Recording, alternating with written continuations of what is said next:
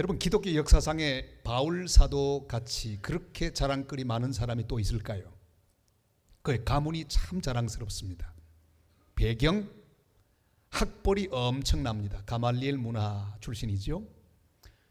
무엇보다 그의 영적 체험이 엄청납니다.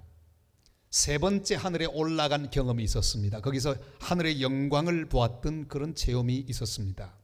주님을 만난 경험, 다메섹 도상에서 살아계신 주님을 직접 만났죠.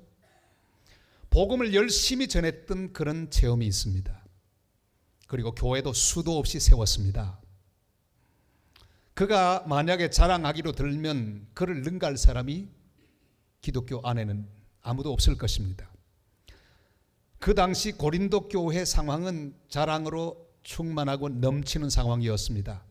온 교인들이 자기 자랑하느라고 모이기만 하면 시끄럽습니다. 자기가 받은 은사, 자기의 능력, 자기가 체험한 모든 신비한 체험들을 풀어놓는데 얼마나 시끄러운지 몰라요. 전부 자기를 자랑합니다. 혼돈이 있었습니다. 그래서 부득불 바울은 그들을 잠재우기 위하여 자기 자랑을 할 수밖에 없었습니다. 그는 이렇게 서두를 꺼냅니다. 무익하나마 부득불 자랑하리니. 그 자랑이 무익하다는 걸 자기가 알고 있었습니다. 그리고 자신의 영적인 체험을 이야기합니다. 3층 천에 올라가서 보았던 신비한 경험을 이야기했습니다. 그것도 직접 자기라고 말하지 않고 3인칭을 써서 한 사람을 아는데 이런 경험이 있었다. 내가 그랬다고 하지 않고 한 사람을 안다고 그 자신의 경험을 그렇게 둘러서 표현했습니다. 다 말하지 않고 한참 말하다가 그만두노라 그렇게 선포를 했습니다.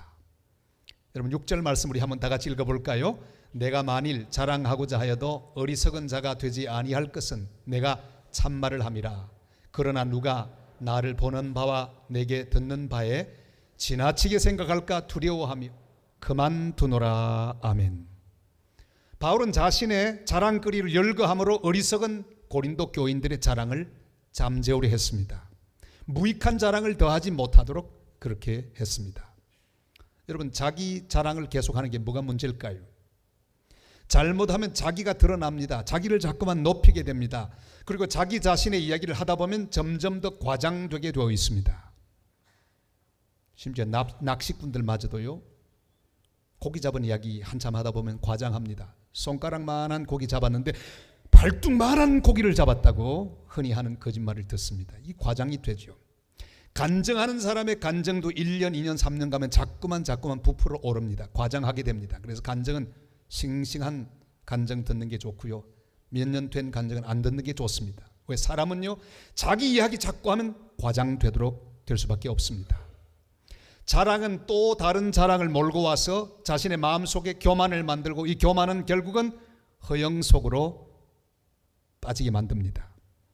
무엇보다 위험한 것은 내가 자랑하는 순간에 내 속에 있는 하나님을 향해 예배하는 제단이 허물어진다는 사실입니다. 영광을 하나님 앞에 돌려야 되는데 자기가 그 영광을 받고 있습니다. 그래서 자랑이 위험한 것입니다. 모든 영광 허락하신 하나님 앞에 돌리지 않고 내가 받게 되는 것, 얼마나 영적으로 위기인지 모릅니다. 헤로드 왕이 그랬습니다. 자신의 화려한 옷, 위엄이 넘치는 옷을 입고 군중 앞에 나타났습니다. 사람들이 환호했습니다. 마치 신처럼 대했습니다. 그는 그걸 즐겼습니다. 그리고 사람들 앞에 자랑스러워했습니다. 옷을 자랑하고 권력을 자랑하고 권자를 자랑했습니다. 성경은 뭐라고 말합니까? 그가 영광을 하나님께 돌리지 않았더니 충이 먹어 죽으니라. 그의 인생은 허물어지고 말았습니다. 다윗의 아들 압살롬, 현란한 말재주가 있었습니다. 리더십이 있었습니다. 친화력이 있었습니다. 아주 자랑스러운 매력적인 외모가 있었습니다. 탐스러운 머리카락이 있었습니다. 그것을 뽐내고 그가 한번 나타나기만 하면 사람들이 주르르 몰려왔습니다. 멋진 남자였습니다. 그것을 뽐내고 사람을 규합하고 결국은 자기 아버지의 자리를 넘보는 반역을 꾀하게 되었습니다. 결국 자기 자신의 자랑 때문에 그의 인생은 다 망하고 말았습니다. 그가 그토록 자랑하는 머리카락이 나무에 걸려 그는 죽습니다. 여러 영화가 참 좋은 영화가 많은데 인생은 아름다워라는 영화는 정말 아름답죠. 거기 나오는 주인공, 저 사람이 귀도라고 하는 사람입니다. 유태인으로 이제 여기저기 쫓겨다니는데 독일군 식당에서 근무하게 됩니다. 한 독일군 장교가 그에게 찾아옵니다. 그는 바로 수수께끼에 미친 사람이었습니다. 자꾸만 수수께끼를 냅니다. 그리고 새로운 수수께끼를 듣기를 원합니다. 두 가지 수수께끼 제목이 나옵니다. 클수록 보이지 않는 것이 무엇인가? 여러분 한번 맞춰보세요. 클수록 보이지 않는 것. 그건 제가 가르쳐 드릴게요. 흑암입니다. 가면 아주 큰데도 보이지 않는 게 깜깜한 것, 보이지 않지요. 두 번째 퀴즈가 있습니다. 이름을 부르면 사라지는 것이 무엇일까? 여러분 이름 부르면 사라지는 게 뭘까요? 침묵입니다. 그렇잖아요. 부르면 부르는 순간에 침묵은 사라집니다. 왜? 소리가 나니까. 침묵만 그런 게 아닙니다. 내가 만약에 내 자랑을 하는 순간에 사라지는 게 있습니다. 진정한 자기 자랑은 사라집니다. 자랑이라는 건 내가 자랑하기 시작할 때 그 효과를 다 잃어버리게 됩니다. 제대로 자랑할 줄 알아야 합니다. 바울이 그만둔 자랑을 우리는 그만두어야 합니다. 잘못 자랑하면 다른 사람이 시험에 듭니다. 다른 사람이 불편해집니다. 잘못 자랑하면 내 인격이 문제가 생깁니다. 내 믿음에 균열이 일어납니다. 잘못 자랑하면 내가 영광을 받습니다. 잘못 자랑하면 하나님도 영광을 받지 못하십니다. 잘못 자랑하면 관계도 잘못됩니다. 사랑하는 여러분, 그러나 제대로 자랑하면 나도 하나님 앞에 바로 설 수 있고 하나님도 영광을 받으시고 주변에 있는 모든 사람들도 내가 바르게 자랑하는 그 자랑을 통해 은혜를 받게 됩니다. 바울은 제대로 자랑할 줄 알았습니다. 그는 자랑하노라 말하면서 유익한 자랑을 자랑하기 시작했습니다. 한번 9절 말씀을 다 같이 읽을까요? 다 같이요. 나에게 이르시기를 내 은혜가 네게 족하도다. 이는 내 능력이 약한 데서 온전하여짐이라 하신지라. 그러므로 도리어 크게 기뻐함으로 나의 여러 약한 것들에 대하여 자랑하리니 이는 그리스도의 능력이 내게 머물게 하려 함이라. 아멘. 바울의 유익한 자랑은 무엇입니까? 자신의 약점을 자랑합니다. 약점이 바로 강점인 사실을 그가 인정하고 자랑하기 시작했습니다. 그의 치명적인 약점은 신체적인 것으로 보는 것이 대부분의 학자들의 생각입니다. 그는 예수님 만날 때 그 보았던 밝은 빛 때문에 일생 동안 안질로 고생을 했습니다. 또한 학자들이 가장 가능성이 있는 그런 질병으로는 간질을 꼽습니다. 일생 동안 간질로 괴로워했던 바울의 모습을 여러분 한번 상상해 보시기를 바랍니다. 얼마나 괴로웠던지 하나님 앞에 3번씩이나 그 질병, 그 약점이 떠나가도록 기도했습니다. 그러나 해결되지 않았습니다.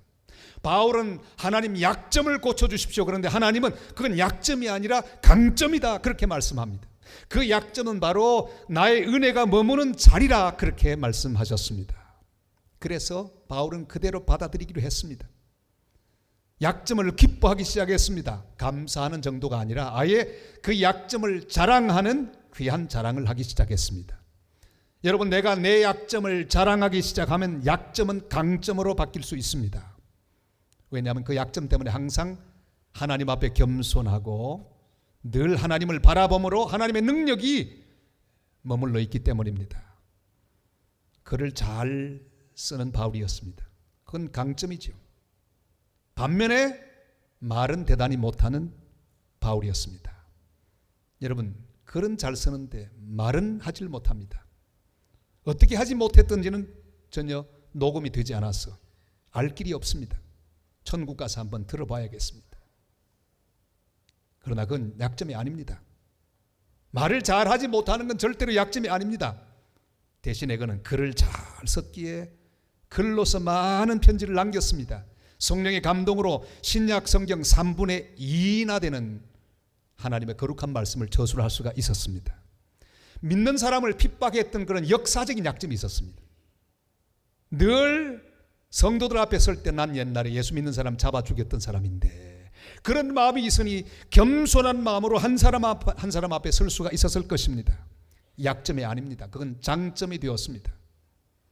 또 치명적인 약점이 있죠. 인물이 별로였습니다.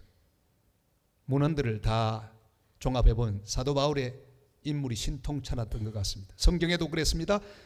성도들이 사도 바울의 외모를 보고 목사 취급을 해주지 않았습니다. 그저 목사님들은 만나면 목사님처럼 보여야 되는데 목사님처럼 보이지 않아요. 시비를 걸었습니다. 바울의 외모에 대해서 여러 기록들이 남아있는데 키는 조그만하고 등은 구부러지고 그리고 또한 코는 매부리 코에다가 척 보기만 해도 그렇게 안 생긴 남자가 없더라. 여러분 천국 가면 아마 바울 선생은 대번에 여러분 알아보실 거예요. 그것이 문제였습니다. 그러나 그건 약점이 아니죠. 그래서 더욱 아무것도 아닌 사람처럼 주님만 바라보고 하나님의 은혜를 선포하는 놀라운 도구가 되었습니다. 약점이 강점입니다. 호텔 왕으로 그렇게 알려진 힐턴은 수백 개의 이 호텔 체인을 전 세계에 가지고 있습니다. 설립자 힐턴, 그는 일자 무식군입니다. 겨우 자기 이름밖에 쓰지 못합니다. 이 아테네 한 은행에 취직하려고 지원을 했습니다.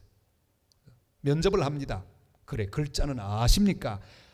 저는 제 이름밖에는 쓰지 못합니다. 그러면 안 되겠습니다. 은행 수위라도 글자를 알아야 합니다. 그래서 수위도 못하고 그만 떨어지고 말았어요. 뒤에 그가 성공합니다. 큰 거부가 되었습니다. 호텔계의 큰 손이 되었습니다. 기자가 찾아왔습니다. 이제는 회장님 자서전을 쓰시죠. 난 글자를 몰라 자서전을 못 씁니다. 그리고 한 말이 합니다. 내가 만약에 글자를 잘 알고 자서전 쓸 정도의 실력이 되었으면 나는 지금도 아테네 은행의 수위로 근무하고 있었을 것입니다. 그는 자신의 치부를 드러내며 자랑했습니다. 사랑하는 여러분, 무엇이 나의 약점입니까? 감추어 두면 열등감이지만 하나님 앞에 감사하고 기뻐하고 자랑하면 강점으로 변한다는 사실을 기억하게 되시기를 바랍니다. 한 선교사님이 아프리카 선교를 갔는데 비가 많이 오는 가운데 이 아프리카 원주민들과 함께 물이 불어난 강을 건너게 되었습니다. 그런데 이 원주민들은 전부 주섬주섬 강가에 있는 큰 돌을 머리에 이고 건너가기 시작했습니다. 아니 그 몸도 건너가기 불편한데 돌은 왜 이고 가나? 그랬더니 원주민이 말합니다. 선교사님도 큰 돌 하나 머리에 이세요. 그래야 이 급류에 휩쓸려 가지 않고 잘 건너갈 수 있습니다. 그 말을 듣고 머리에 돌을 이고 같이 쭉 안전하게 건너갑니다. 그의 마음속에 하나님의 메시지가 들려왔습니다. 그렇지. 여러분, 내 인생에 하나님 주신 시련과 고통, 약점들은 나를 짓누릅니다. 그러나 그 짓누름은 절대로 나를 괴롭히는 것이 아닙니다. 나를 더 겸손하게 하고 나를 더 하나님 앞에 바로 세워주는 거룩한 은혜가 된다는 사실을 기억하게 되시기를 바랍니다.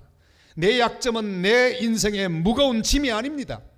나를 붙잡아 주어서 세상 죄악과 유혹에 휩쓸리지 않고 주님 주신 사명을 잘 감당하게 하는 은혜의 멍에임을 확신하고 감사하는 성도들이 되시기를 바랍니다. 바울처럼 용감하게 약점을 기뻐하고 감사하며 자랑할 수 있기를 바랍니다.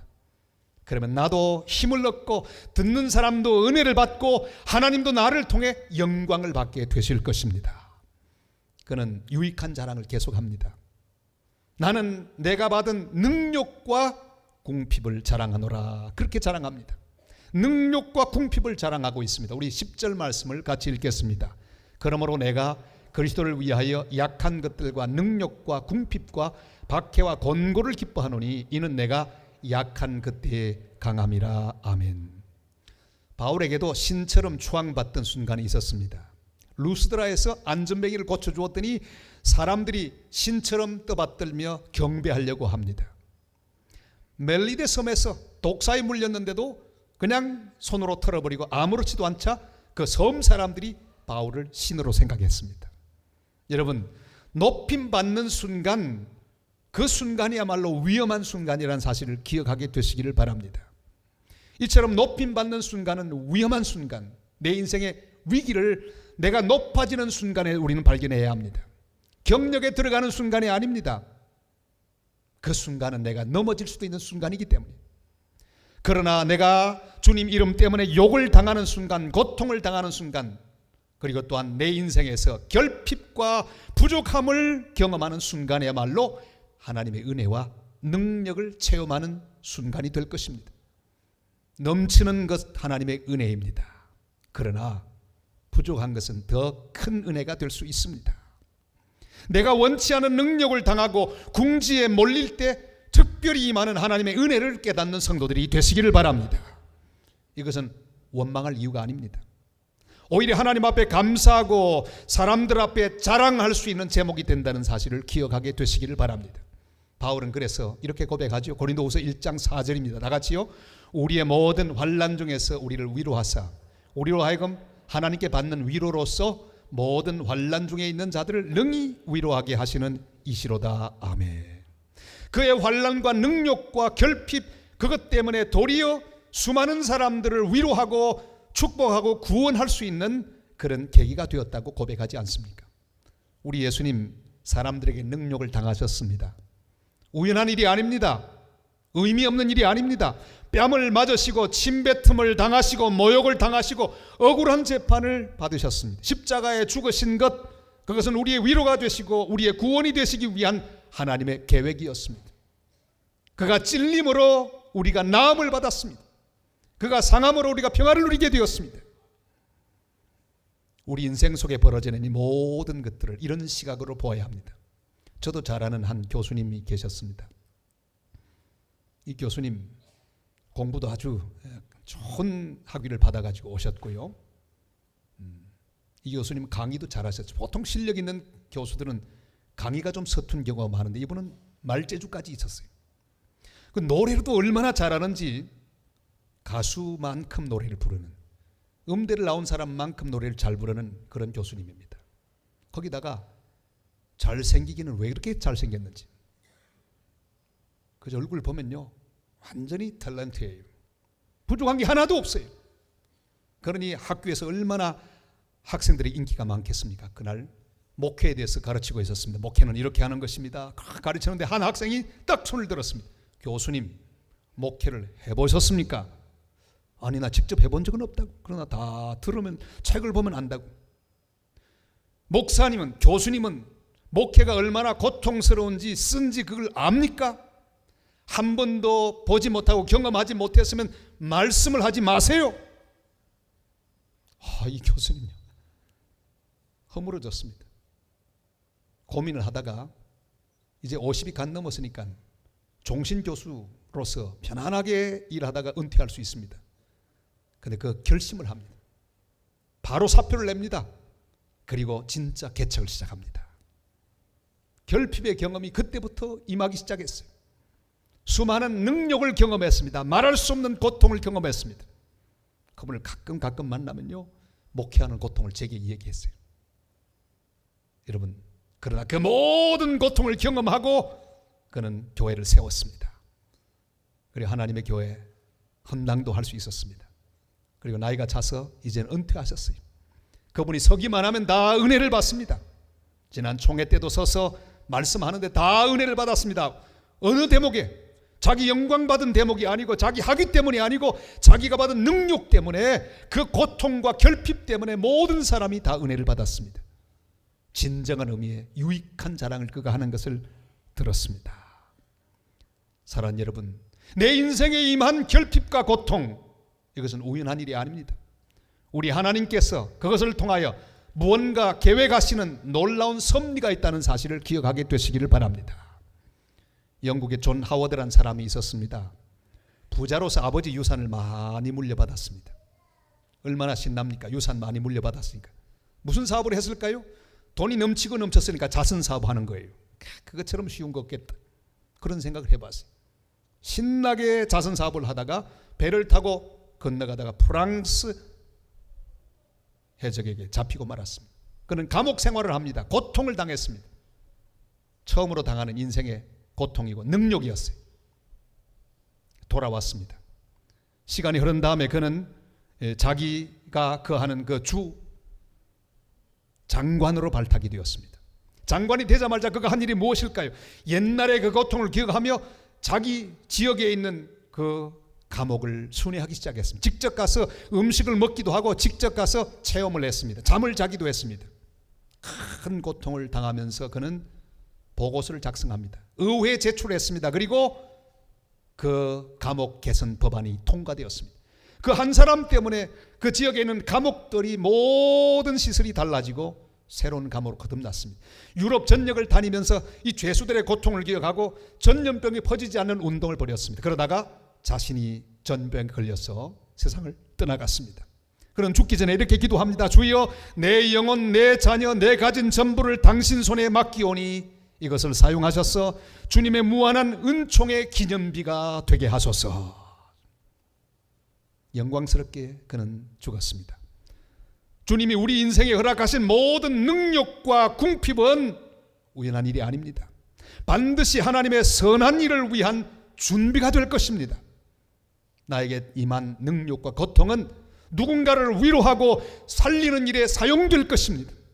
이런 하나님의 놀라운 은혜를 기억하고 주님을 기억하며 기뻐하고 감사하며 자신의 약점을 자랑하고 자신의 능력을 자랑하며 그 가운데 힘을 주시는 여호와 하나님, 그 하나님을 자랑하는 복된 성도들이 다 되시기를 바랍니다. 바울은 성공을 자랑하지 않았습니다. 박해와 권고를 자랑했습니다. 나는 박해와 권고를 자랑하노라, 그렇게 말합니다. 그의 자랑을 한번 읽어볼까요? 고린도후서 11장 24절로 27절 말씀입니다. 유대인들에게 40에서 하나 감한 매를 5번 맞았으며 3번 태장으로 맞고 1번 돌로 맞고 3번 파선하고 일주야를 깊은 바다에서 지냈으며 여러 번 여행하면서 강의 위험과 강도의 위험과 동족의 위험과 이방인의 위험과 신의 위험과 광야의 위험과 바다의 위험과 거짓 형제 중에 위험을 당하고 또 수고하며 애쓰고 여러 번 자지 못하고 줄이며 목마르고 여러 번 굶고 춥고 헐벗었노라. 아멘. 여러분, 그의 박해, 그가 당한 권고, 그것이 그의 자랑거리였습니다. 베드로는 한 번 설교할 때 3,000명이나 회개하고 돌아오는 성공을 거두었습니다. 그러나 설교학적으로 분석하면 베드로의 설교는 별로 훌륭한 설교가 아니었습니다. 그보다 훨씬 좋은 설교는 스데반이 했습니다. 스데반은 더 좋은 설교를 하고도 돌에 맞아 순교했습니다. 스데반이 실패했습니까? 아닙니다. 더 큰 성공을 얻었습니다. 우리는 예수 믿고 복받고 승리하고 많은 것을 누리는 것만을 자랑으로 여기지 말고 주님 말씀대로 살다가 당한 어려움과 핍박을 더욱 기뻐하며 자랑스럽게 생각해야 합니다. 진리 위하여 움직이다가 당하는 어려움, 하나님의 말씀대로 살려고 하다가 받게 되는 불평등, 불이익, 그런 것을 나의 자랑으로 삼고 주님 앞에, 사람들 앞에 나눌 수 있는 복된 성도들이 되시기를 바랍니다. 한일 합방 때 친일파 매국노들은 나라를 팔아먹었습니다. 팔아먹은 공로로 후작 자귀를 받았습니다. 일본의 자귀를 받았고 또 땅을 하사받았습니다. 그들은 대부호가 되었습니다. 더 큰 부호가 되고 승승장구했습니다. 그러나 나라를 걱정하던 이시영, 이희영 선생, 이런 귀한 분들, 그 당시 서울의 상당 부분을 자기 땅으로 가지고 있던 대거부였습니다. 그들 6 형제들이 함께 모였습니다. 우리 나라가 망한 이 자리에 무엇을 할 것인가? 우리만 부자로 살면 뭐 할 것인가? 그 모든 땅을 다 팔아서 만주로 갔습니다. 그리고 독립을 위한 기지를 건설하고 우리도 잘 기억하는 신흥 무관학교를 세웠습니다. 그리고 독립군들을 양성했습니다. 그들은 모두 잃어버렸습니다. 그러나 우리는 누가 성공했다고 말하고 있습니까? 누가 더 자랑스럽습니까? 다 잃어버린 자들이 훨씬 자랑스럽죠. 그러나 세상적으로 성공하고 많은 재산을 지금까지도 후손들에게 물려주고 떵떵거리고 있는 모든 자들을 보고 자랑스럽다고 말하지는 않습니다. 여러분, 우리가 주님을 믿고 주님의 사람으로 여기까지 왔습니다. 많은 복을 받았습니다. 누리고 있습니다. 받은 것만 성공일까요? 받은 것만 자랑일까요? 아니에요. 주님 나라 위하여, 주님 교회 위하여 하나님 영광을 위하여, 불쌍한 이웃을 위하여, 주님이 하라고 하는 그 사명을 위하여 잃어버리는 것, 이것이 훨씬 더 귀한 영광이 될 줄로 믿습니다. 주의 나라를 위하여 흩어버린 것, 준 것, 구제한 것, 선교한 것, 잃어버린 것, 그것이 우리의 자랑거리가 되어야 합니다. 사랑하는 여러분, 주님 나라 위에 곤란당하고 하늘나라의 가치관 때문에 어려움을 당하는 것은 자랑거리입니다. 정직을 위해, 정의를 위해 곤란당하는 것이 자랑거리입니다. 하나님 나라와 교회와 진리와 선교 때문에 손해보고 어려움을 당하는 것이 진정한 자랑거리입니다. 사랑하는 성도 여러분, 내가 가진 것 자랑하지 마십시오. 내 성공도 자랑하지 마시고 다른 사람에 비해 탁월한 어떤 은사도 재능도 자랑하지 마십시다. 약점을 자랑해야 합니다. 약할 때 그때가 곧 강할 때라고 말씀하셨기 때문입니다. 궁핍과 능력을 기뻐하고 자랑하는 성도들이 되시기를 바랍니다. 우리에게 채워주시고 우리를 세워주시는 예수 그리스도가 우리의 자랑입니다. 우리 궁핍 때문에 채워주시는 주님을 더 가까이 만나게 되었다면 궁핍을 자랑하시길 바랍니다. 불의와 타협하면서 잘 되는 것을 자랑하지 말고 주님 따라 살면서 핍박당하고 곤란당하는 것을 자랑하시기를 바랍니다. 나의 부족함과 나의 모든 연약함을 자랑할 수 있기를 바랍니다. 고난을 자랑하고 역경을 자랑할 수 있기를 바랍니다. 무엇보다 모든 것을 이루시는 예수 그리스도, 약한 자를 들어 강하게 하시는 예수 그리스도, 약할 때 그때가 곧 강할 때라고 말씀하시고 우리를 세워주시는 그리스도로 인하여 자랑하는 복된 성도들 다 되시기를 주님의 이름으로 축원합니다.